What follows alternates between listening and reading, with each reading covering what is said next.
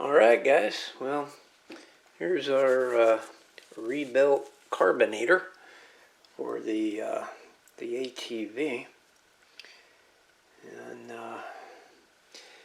look at all the shiny new bits and pieces we got on it, huh? And polished up all the fuel and vent ports. Got that new intake mount. I just got that on there right now to kind of get the rubber stretched. And this is the air cleaner that came with it when I bought it. It still had some like plastic wrap on it, so I know they just bought it and stuck it on there. It'll work good enough for what I'm doing out here, because normally it's just a big air box. But here's something, you know. Here's what they call the starter. And it's really the choke. Goes right down in there, and then that spring,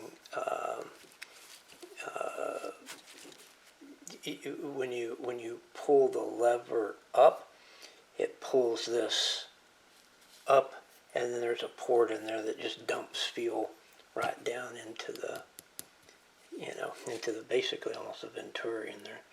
And then when you push the lever down, that spring just pushes and cuts off the fuel. It's real simple. It's just super simple. So, yeah, we got her all rebuilt, ready to go. I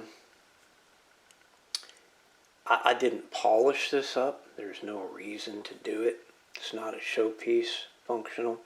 There was some ethanol stains in there, well, some causticization, but I got a lot of that out of there. It's used compressed air, blow out the ports and the carburetor. But yeah, we got everything pretty well polished up and in order. Got the idle airspeed set on this. It's 1.5. It's got throttle stop. So at any rate, I'll when I get this thing installed, I think it ought to it ought to just run super smooth.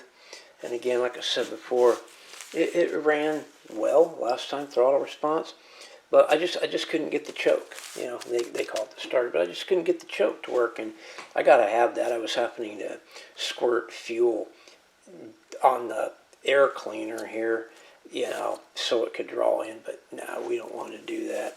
I remember I gave you this real quick story, and I've never forgot it. When I was in tech school way back in the day, one of the instructors was telling us, and this is way back in the very early 90s.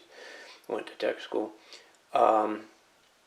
He was talking about making sure that your carburetor functioned with everything. And basically the story was, it might be okay for you as a guy to go out, just squirt fuel in the air cleaner every morning to fire up your truck or whatever to get you to work. He says, but you got a mom and a couple of kids that have to go to the dentist. That ain't going to cut it.